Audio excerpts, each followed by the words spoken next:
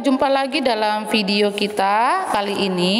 Jadi kali ini video kita akan membahas rangkuman ya, pendidikan agama Kristen kelas 5. Itu rangkuman pelajaran 4 sampai pelajaran 7 ya.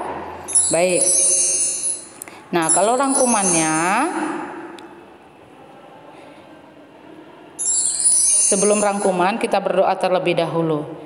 Mari kita berdoa. Terima kasih Yesus buat kasih setiamu yang kau berikan bagi setiap kami, bahwa setiap anak-anak yang mendengarkan video ini bisa mendapatkan hikmat yang daripada Tuhan dan bisa mengerti apa yang ingin Tuhan sampaikan, sehingga mereka bisa menjawab setiap tugas mereka dengan baik. Terima kasih Yesus, berkati setiap anak-anakmu yang mendengarkan video ini. Dalam nama Tuhan Yesus kami berdoa, amin. Baik, jangan lupa ya, untuk pembacaan Alkitabnya sudah sampai mana nanti dikirim ke Miss ya. Baik, untuk pembelajaran 4 sampai 7 kita akan membahas hanya 4 materi, karena kan satu pembelajaran terwujud dari satu tema. Tema pembelajaran 4 adalah Tuhan memedulikanku. Nah, kalau Tuhan memedulikanku, anak-anak hanya cukup mengerti dan membaca kembali kepedulian Tuhan. Arti peduli itu apa? Ingat, arti peduli itu berasal dari bahasa Jerman, yaitu karon, yang diterjemahkan dalam bahasa Inggris yang artinya care.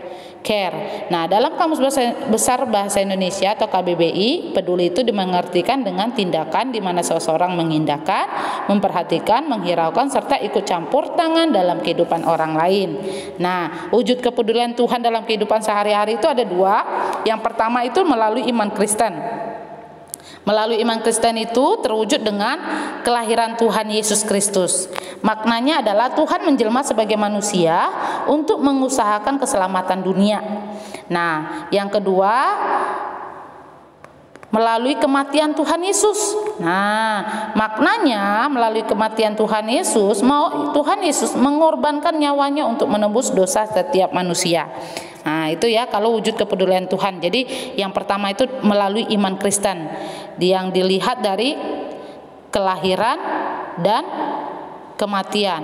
Lalu kebangkitan Tuhan Yesus. Nah, jadi kalau wujud kepedulian Tuhan Yesus sehari-hari yang pertama itu iman Kristen, dari kelahiran, kematian, dan kebangkitan. Nah, kalau melalui kebangkitannya Tuhan mengaruniakan Roh Kudus untuk menuntun kehidupan manusia. Nah, karunia Roh Kudus hadir dalam wujud gereja, sehingga keberadaan gereja ini bagi umat manusia dimaksudkan untuk menjaga kehidupan manusia agar tetap rukun, harmonis, sejahtera, penuh kasih, damai, serta terbebas dari pertikaian. Nah, wujud kepedulian Tuhan yang kedua adalah dalam berbagai aspek kehidupan. Ada 4 aspek kehidupan ya.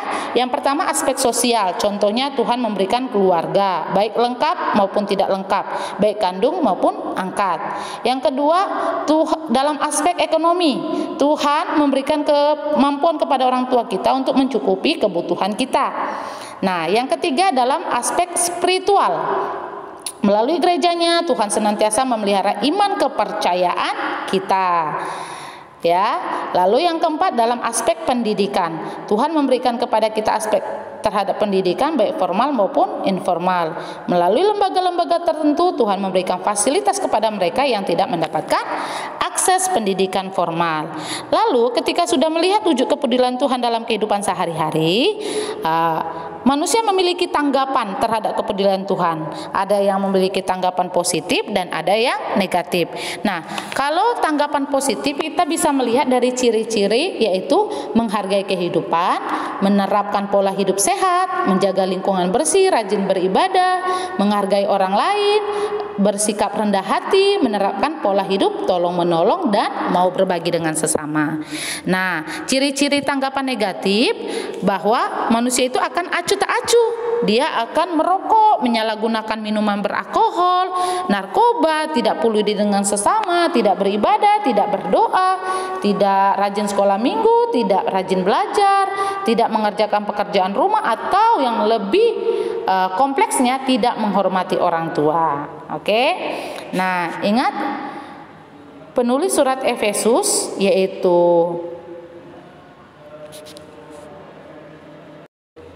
Paulus.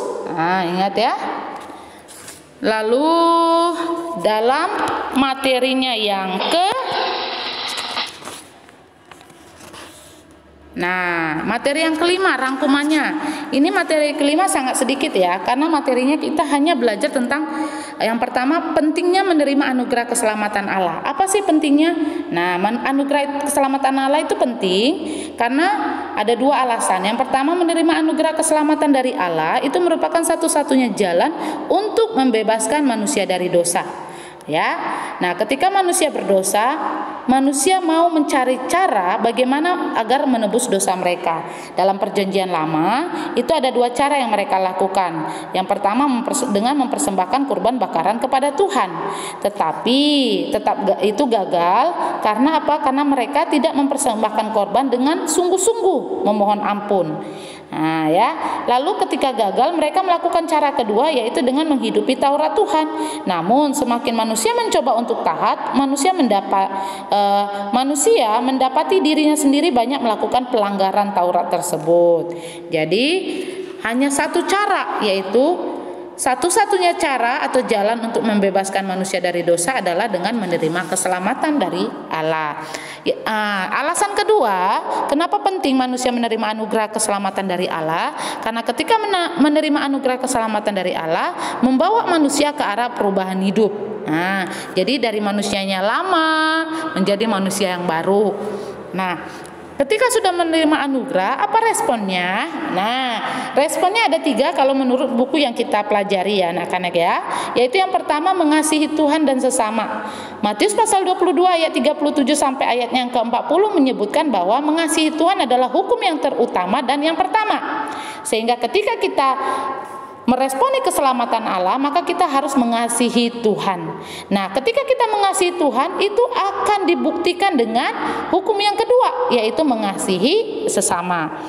Lalu respon yang kedua adalah kita harus membawa damai, atau kita menjadi pendamai dimanapun kita berada. Jadi dimanapun kita berada, ketemu dengan siapa aja, kita harus bisa menjadi pembawa damai. Dan yang ketiga, meresponi keselamatan Allah dengan menebarkan sukacita. Sehingga ketika kita sudah diselamatkan, maka selayaknya pun kita harus menebarkan sukacita, baik melalui tindakan, melalui pikiran, perkataan, dan apapun yang kita lakukan. Dan jangan lupa, ketika kita menerima anugerah dari Allah, jangan lupa membiasakan dirilah untuk berperilaku sebagai orang yang sudah diselamatkan, yaitu meresponi dengan mengasihi Tuhan dan sesama, membawa damai, menebarkan sukacita. Ingat, penulis kitab Mazmur pasal 27 itu adalah Daud. Oke? Baik. Kita masuk dalam materinya yang ke-6, yaitu karya paling agung. Nah, selama hidupnya Tuhan Yesus menjalankan berbagai peran penting di dunia. Ya, ada 3 peran penting Tuhan Yesus. Nah, ada 4 peran penting. Ya, yang pertama sebagai penolong dalam kesesakan, yang kedua sebagai guru agung, dan yang ketiga sebagai kritikus terhadap ajaran dan sikap hidup para ahli Taurat dan orang Farisi yang menyimpang dari Taurat Tuhan.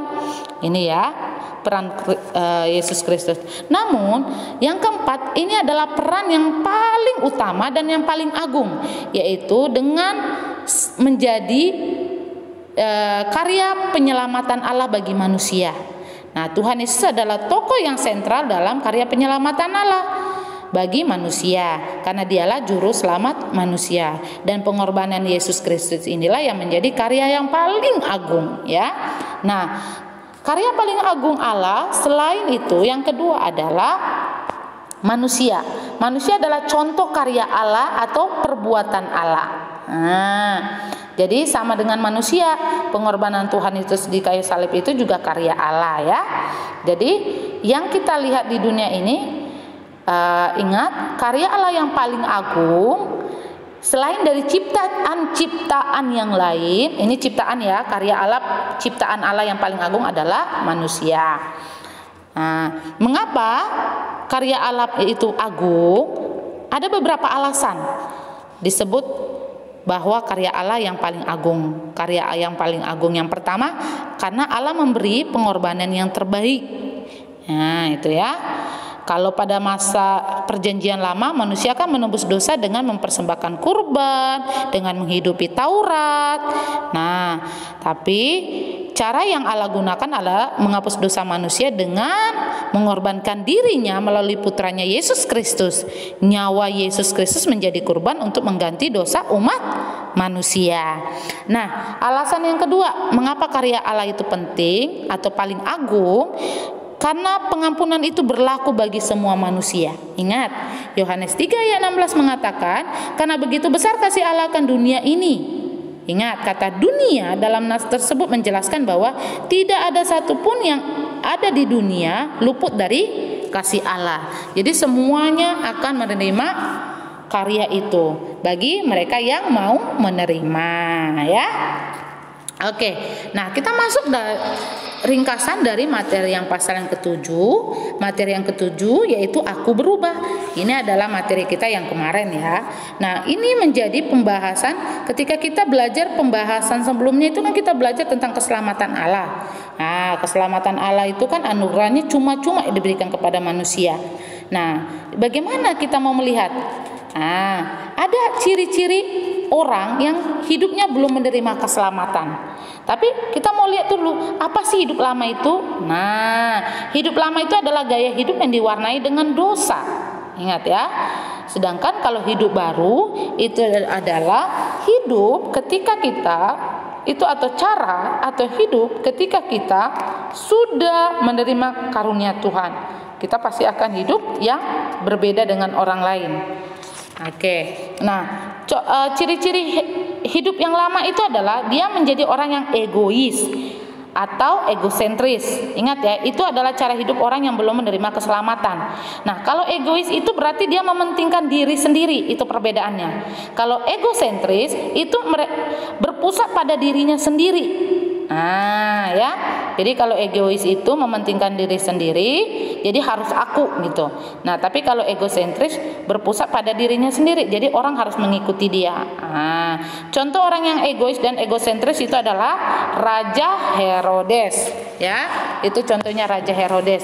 Karena Raja Herodes pada saat Tuhan Yesus lahir, dia sangat terkejut mendengar kabar itu, sehingga ia memerintahkan kepada pengawalnya untuk membunuh semua bayi laki-laki pada waktu itu. Nah, ciri yang kedua, ciri hidup yang lama yaitu suka menghakimi. Ya, suka menghakimi adalah cara hidup orang yang belum menerima keselamatan. Contohnya yaitu orang Farisi dan ahli Taurat. Dalam kisah Yohanes pasal 8 ayat 1 sampai 11 itu ada kisah perempuan yang berzina. Nah, kisah orang perempuan yang berzina yang dilempari batu sampai mati. Itu adalah ciri-ciri suka menghakimi, itu adalah ciri-ciri orang yang belum hidup baru atau ciri-ciri manusia lama. Oke, yang ketiga ciri-cirinya tinggi hati. Nah, tinggi hati ini sering dikenal dengan kata sombong, ya. Jadi tinggi hati berbeda dengan rendah hati. Nah, dalam Kejadian pasal 11 ayat 1 sampai 9 di situ menjelaskan tentang kisah tentang Menara Babel, ya. Kisah tentang Menara Babel yang menggambarkan tinggi hatinya orang-orang karena mereka suka terhadap pujian namun tidak mau menerima kritik. Nah, ya, manusia yang ada pada waktu itu merasa sangat hebat, sanggup membuat menara yang tinggi sampai menembus langit. Nah, dan Tuhan tidak suka dengan kesombongan hati mereka, sehingga Tuhan mengacaukan pembangunan menara tersebut. Nah, kalau ada ciri-ciri orang yang belum diselamatkan atau belum menerima keselamatan, ada juga ciri hidup orang yang telah diselamatkan. Yang pertama, ia akan belajar untuk mengosongkan diri. Ini ciri yang pertama. Ciri cara hidup orang yang telah diselamatkan.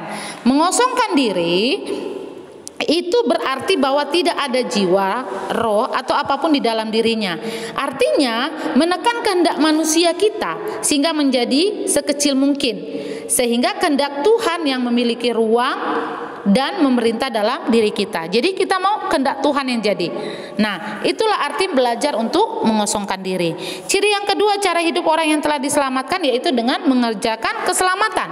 Nah, menurut buku yang kita pelajari, mengerjakan keselamatan itu artinya mengusahakan hidup kita untuk terus berada dalam anugerah keselamatan yang sudah Tuhan berikan.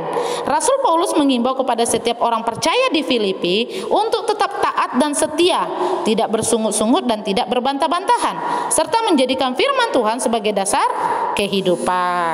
Ya. Lalu yang ketiga, ciri-cirinya adalah menjadi berkat. Ketika orang sudah hidup diselamatkan, maka dia akan menjadi berkat. Nah, cara menjadi berkat bukan hanya dengan materi, tetapi ketika kita berada dengan orang lain, kita juga bisa memberkati orang lain dengan kita menebarkan sukacita. Nah, itu bisa menjadi berkat untuk orang lain. Lalu Paulus sebelum dia bertobat, ia dikenal dengan nama Saulus. Ya, ia adalah seorang Yahudi yang sangat fanatik dan membenci orang Kristen, dan ia melakukan penganiayaan. Tetapi ketika dia sudah bertobat, dia berubah menjadi Paulus. Nah, apa yang kita dapat teladani dari Paulus? Ini dia yang mau kita teladani, bahwa Paulus memberitakan kebenaran di berbagai tempat. Ia semulanya sebagai pembenci Kristus, ia menjadi pengikut Kristus. Nah, karena imannya, walaupun Paulus masuk penjara, ia tetap tidak henti-hentinya untuk memberitakan firman Tuhan. Ya.